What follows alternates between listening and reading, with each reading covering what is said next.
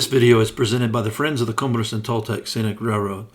The Friends volunteer to preserve and interpret the Cumbres Toltec throughout the year.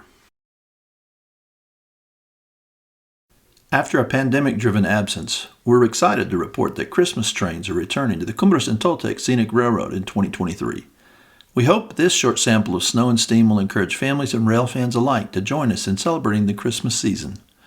While the weather is unpredictable, this short trip in December is a great start to the Christmas season.